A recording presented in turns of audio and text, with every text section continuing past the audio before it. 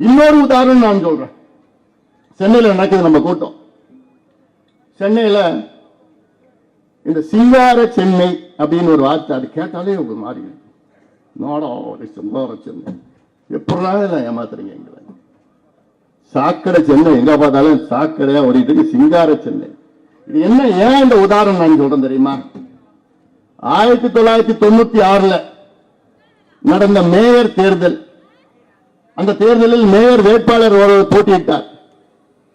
அவர் போட்டியிட்டு மேயர் தேர்தல் பிரச்சாரத்திலே அவர் சொன்ன வார்த்தை, நான் மேயராக தேர்வு செய்தால், மேயராக தேர்ந்தெடுக்கப்பட்டால் சென்னையை சிங்கார சென்னையாக மாற்றுவேன், சிங்கார சென்னையை சிங்கப்பூராக நான் மாற்றுவேன். சொன்னவர் யார்? யாரு? இப்ப இருக்கின்ற முதலமைச்சர் ஸ்டாலின் அவர்கள். எப்ப சொன்னாரு? 30 ஆண்டுகளுக்கு முன்பு சொன்னார்.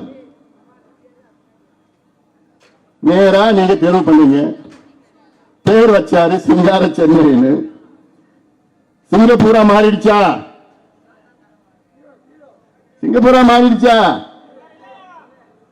கஞ்சாபூரா மாறிடுச்சு. சிங்கப்பூர் கிடையாது, கஞ்சாப்பூர். அதன் பிறகு 10 ஆண்டுகளுக்கு பிறகு அவர் அமைச்சராக, தமிழ்நாட்டினுடைய அமைச்சராக பதவியேற்றார். சென்னை சிங்கப்பூரா மாறிச்சு அப்போ இல்ல. அதன் பிறகு 25 ஆண்டுகளுக்கு பிறகு தமிழ்நாட்டின் முதலமைச்சராக பதவியேற்றார். ஏற்று 4.5 ஆண்டுகள் ஆகிறது. சென்னை சிங்கப்பூரா மாறிடுச்சா? மாறிடுச்சா?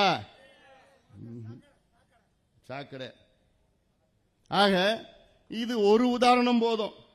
96 மேயரா இருந்த மு.க. ஸ்டாலின் அவர்கள் 2021 தமிழ்நாட்டின் முதலமைச்சராக வந்த பிறகும் சென்னை அதே நிலையில் தான் இருக்கிறது. அதே நாற்றம் தான், அதே துர்நாற்றம் தான், அதே கொசு, அதே சாக்கடை. ஆனால் திமுக, அவர் குடும்பம், அவர் அமைச்சர்கள் எல்லாம் ஓஹோ ஓஹோன்னு இருக்கிறாங்க. இதுதான். இதை விட ஒரு சிறந்த உதாரணம் உங்களுக்கு வேணுமா ஐயா? இதுக்கு பிறகு நீங்க ஸ்டாலின் அவர்களை நம்ப போறீங்களா? நம்புவீங்களா?